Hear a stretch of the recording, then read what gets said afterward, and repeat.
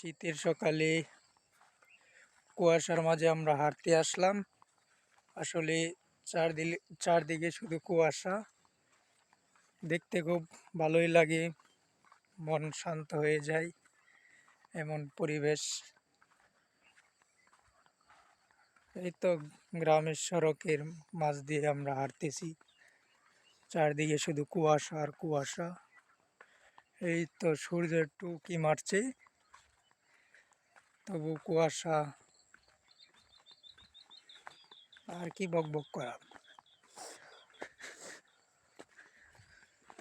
এই যে চারদিকটা দেখাচ্ছি আপনাদের, আমাদেরকেও দেখাই।